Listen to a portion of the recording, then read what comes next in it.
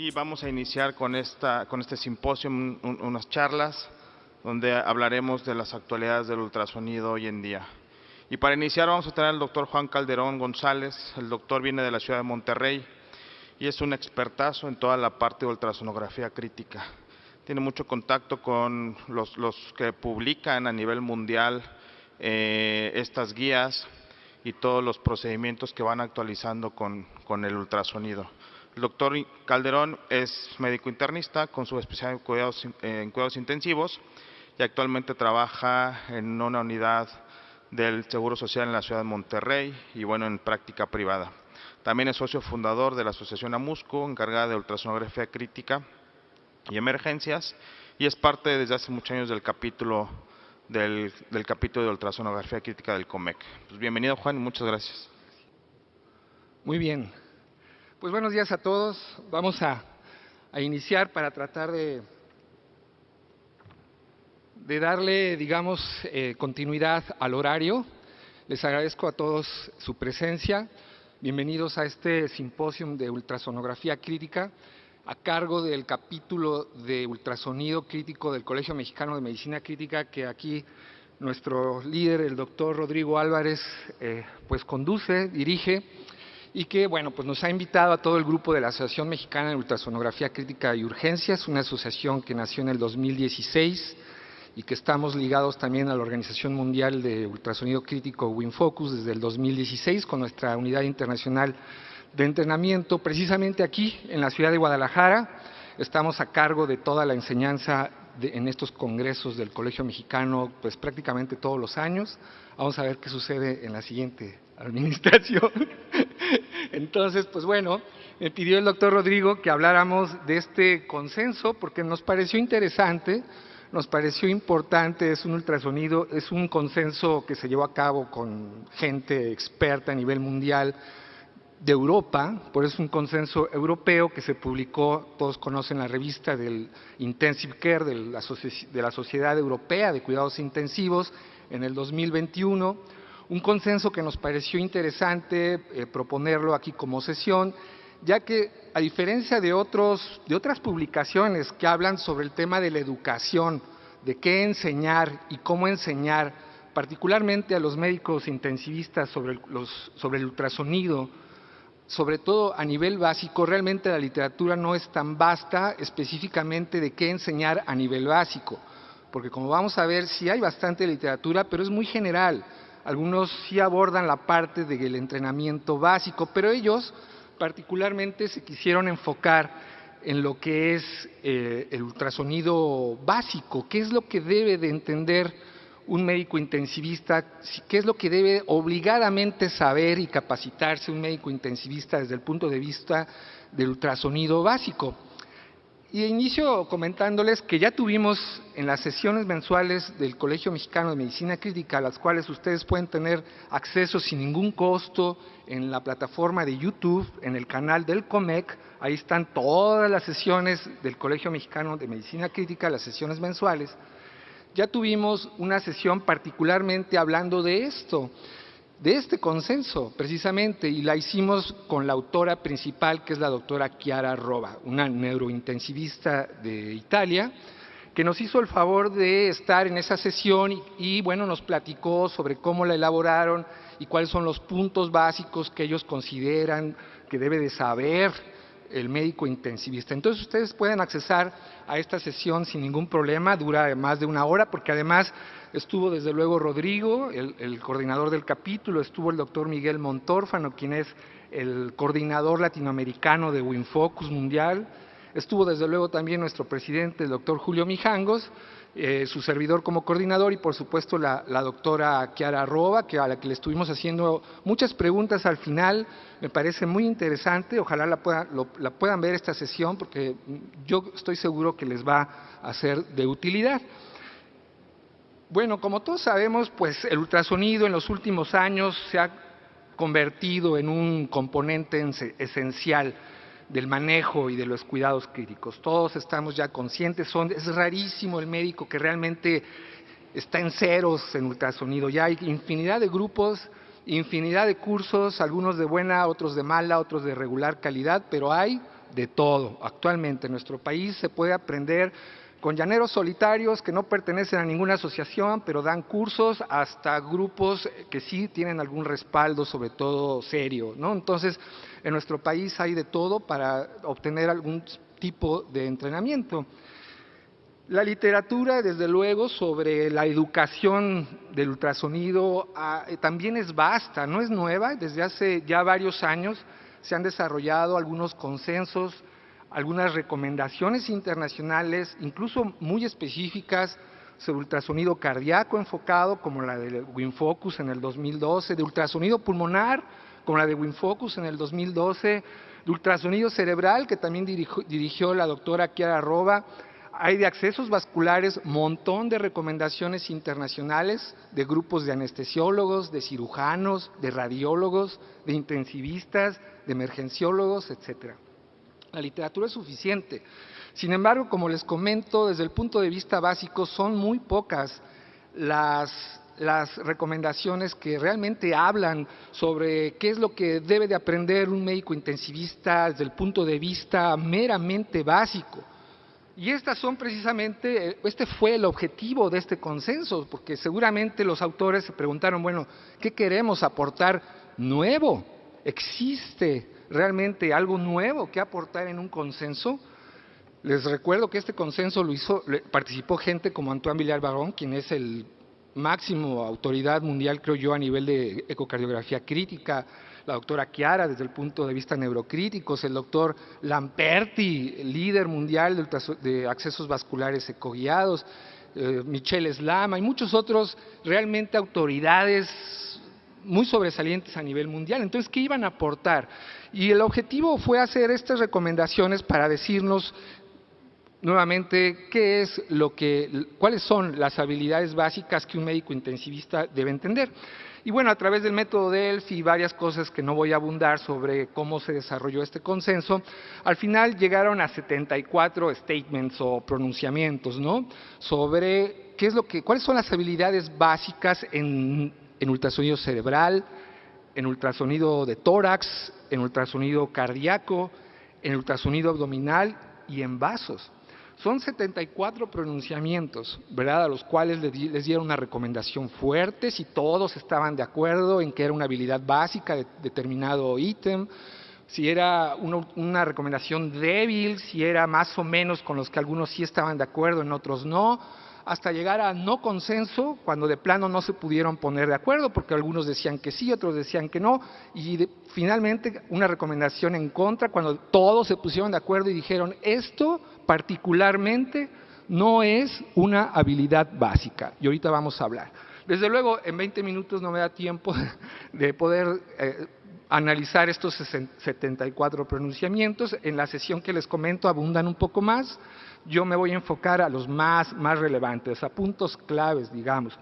Y hablando de ultrasonido cerebral, bueno, pues todos los que de alguna manera hacemos transcraneal, estamos familiarizados con esto, pero ellos se enfocaron al índice de pulsatilidad de la arteria cerebral media. Y ellos acordaron que sí es una habilidad básica, establecer el índice de pulsatilidad, que como sabemos nos puede orientar a identificar, entre otras cosas, pacientes con hipertensión intracraneal en algunos escenarios específicos.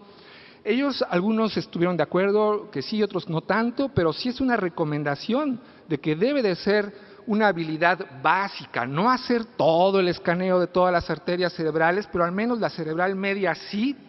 Aquí fue una recomendación débil, pero quiero hacer una comparativa muy breve del consenso que ya había dirigido la doctora Chiara Rova sobre ultrasonido cerebral en el 2021 también, que es muy específico sobre ultrasonido cerebral, y para ellos también la arteria cerebral media, el índice de pulsatilidad, coinciden en este consenso y en el europeo, que sí es una habilidad básica.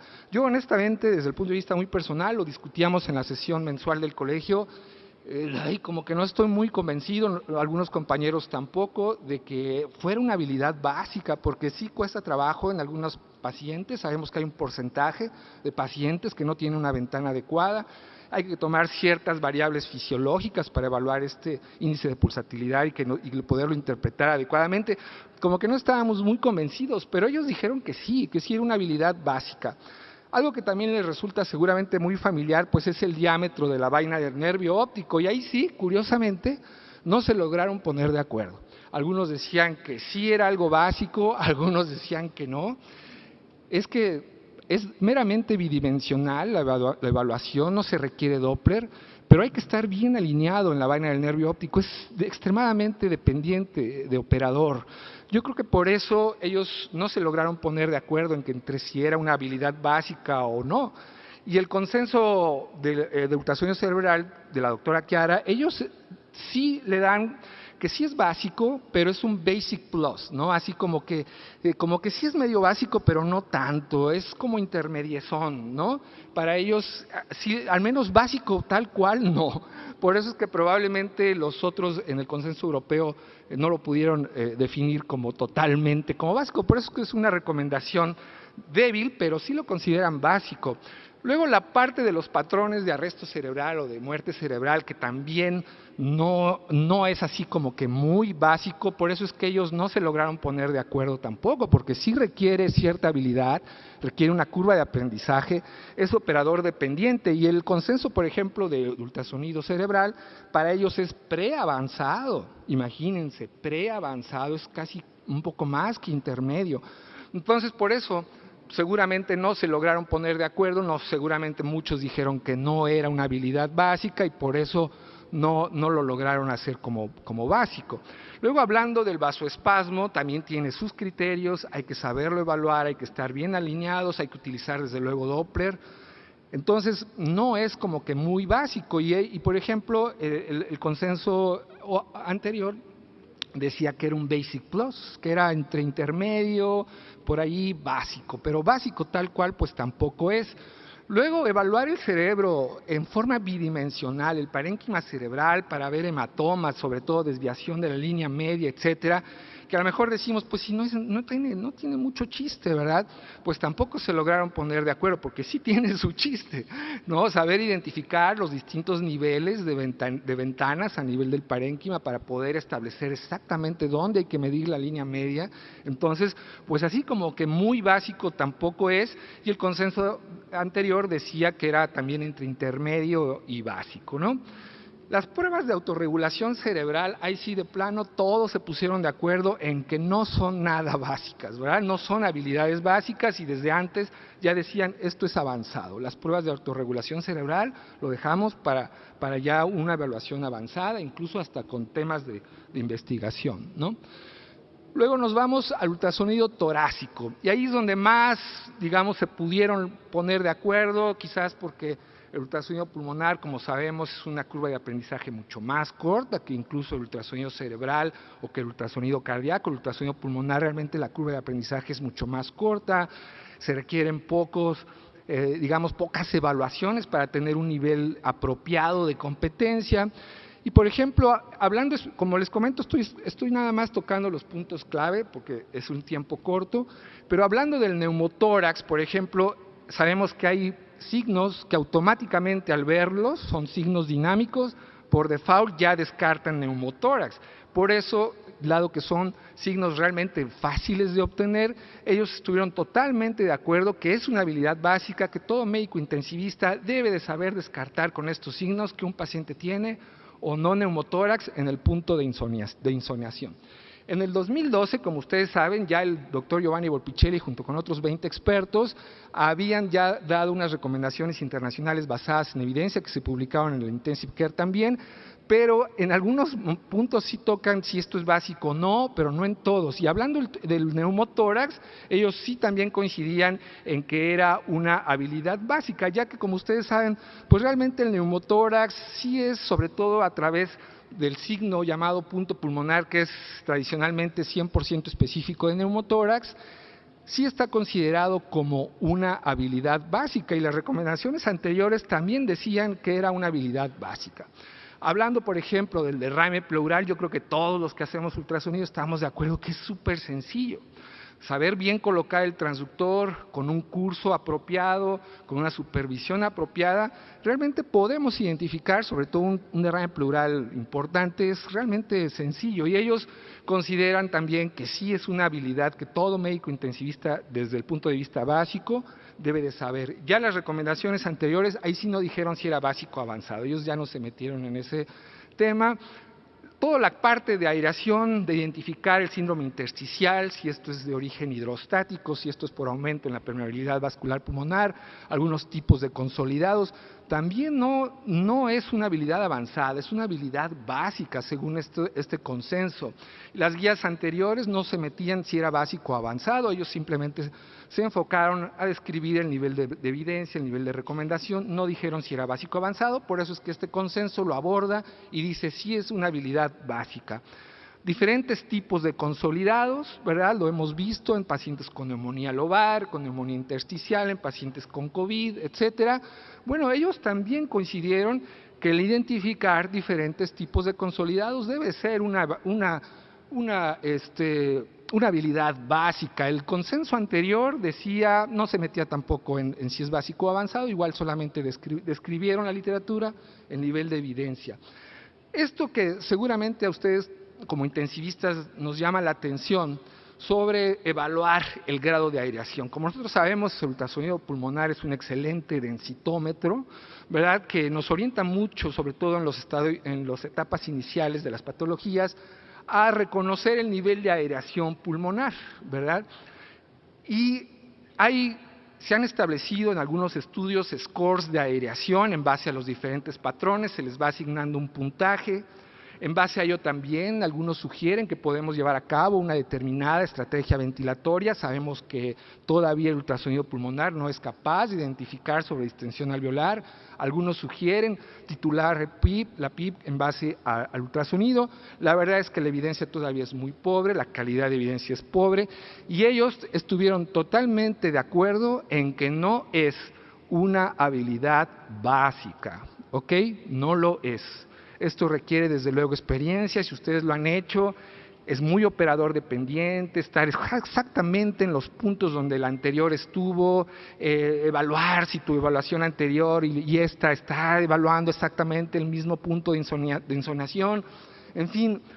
Por eso es que el grado de evidencia no es tan alto, las recomendaciones anteriores de plano tampoco dieron un pronunciamiento si esto era básico o avanzado, por eso es que este consenso en particular dice que ya se evaluará, ya se investigará qué implicaciones clínicas tiene hacer estos scores de aireación en el proceso de extubación, por ejemplo, pero básico definitivamente no lo es.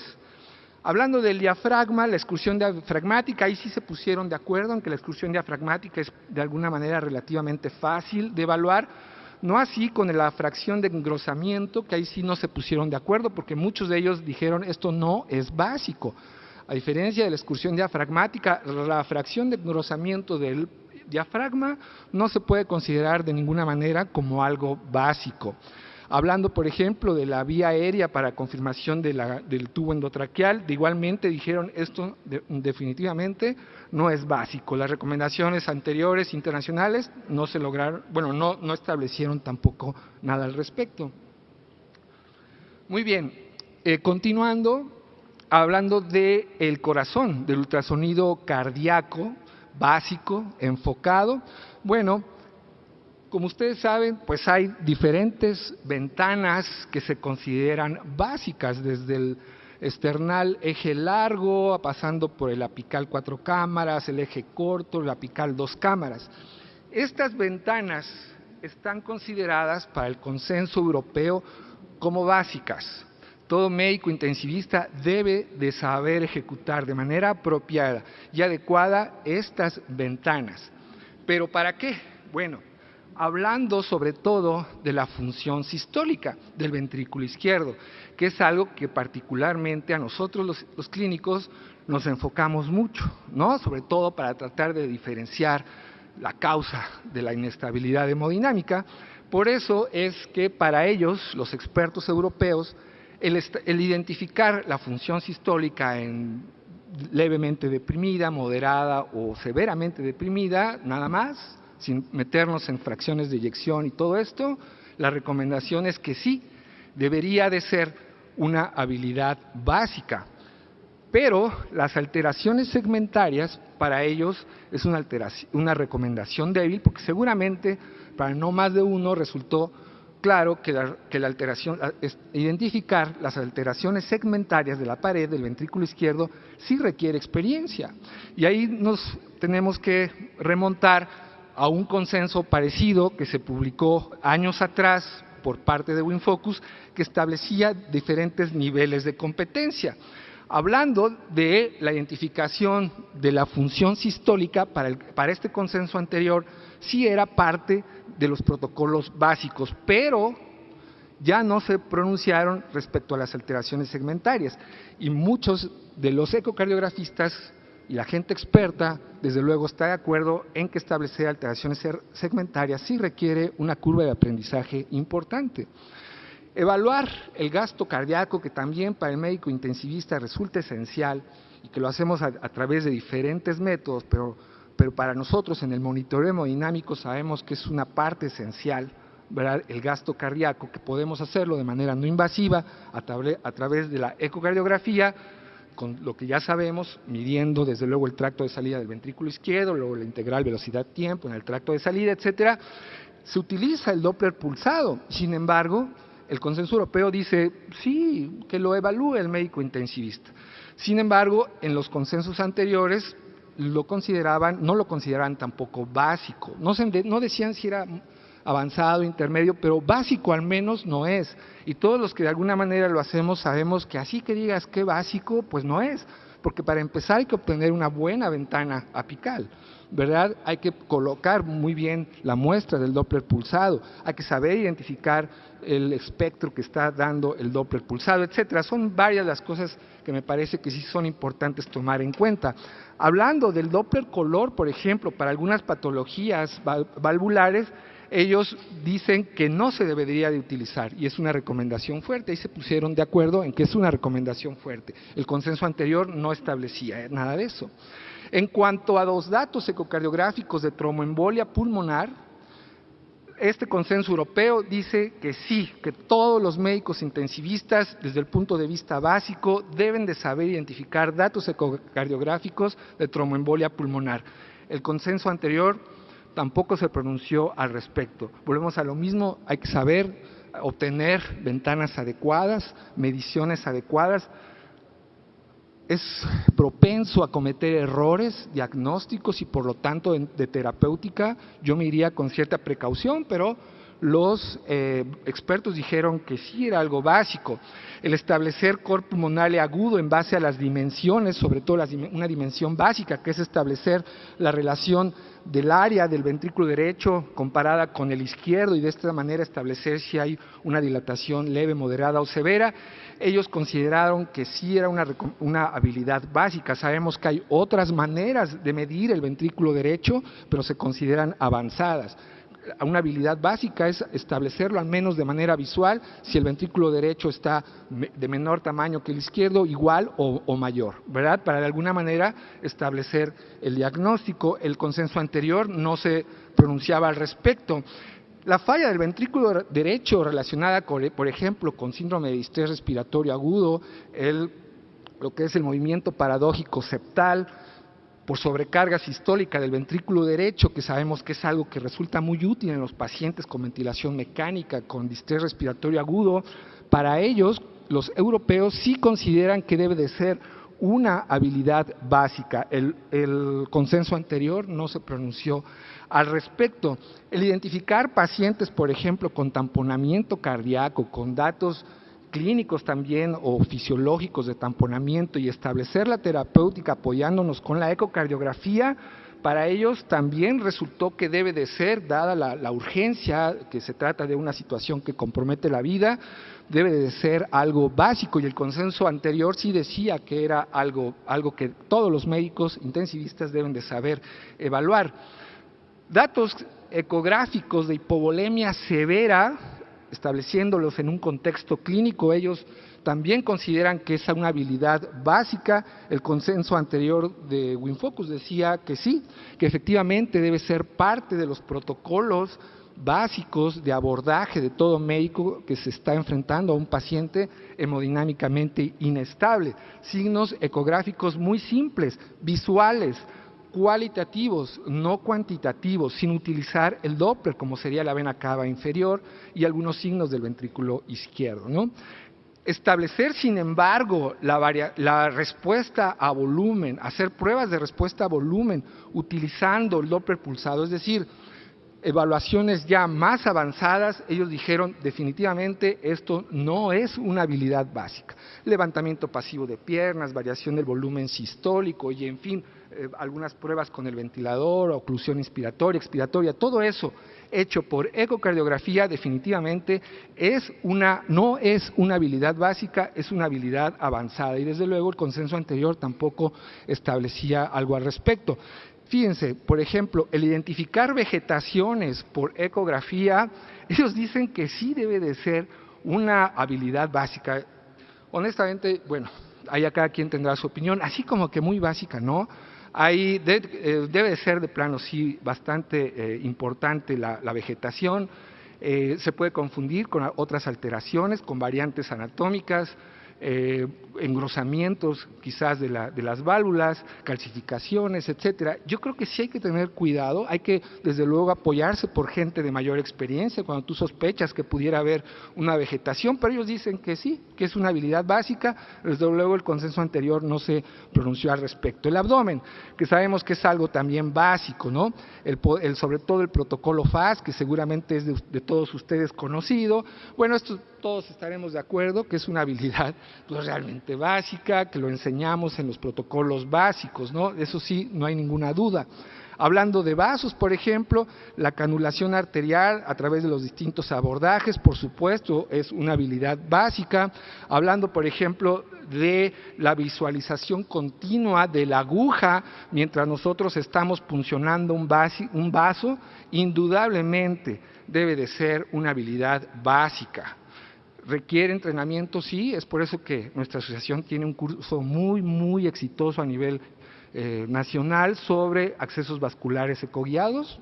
No es por hacer comercial, pero me parece que es el mejor.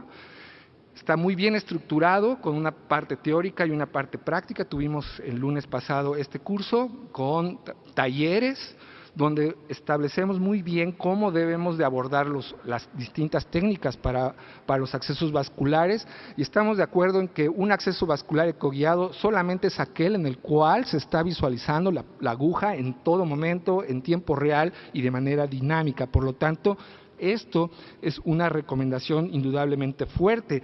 Ya una revisión anterior con varios de los autores que participaron en este consenso decían que sí, que bueno, pues establece un 90% de éxito de la canulación de los vasos. Por supuesto, también post procedimiento, evaluar el vaso, checar que esté posicionada de manera correcta la guía, el mismo catéter, que estemos dentro del vaso, que el diámetro del vaso sea el adecuado respecto al calibre del catéter, el visualizar e inferir la colocación de la punta mediante, por ejemplo, la técnica de burbujas. Por supuesto que también debe de ser parte de las habilidades básicas que todo médico intensivista debe de obtener. Y el identificar, por ejemplo, trombos en los vasos a través de una técnica muy simple, que es la compresión precisamente del vaso por medio del transductor, indudablemente es algo que todo mundo debe de saber hacer, ¿verdad? Entonces, por lo tanto, también se consideró una habilidad básica. Muy bien, compañeros, pues ha sido un placer, muchas gracias, espero que haya sido de alguna manera útil esta plática.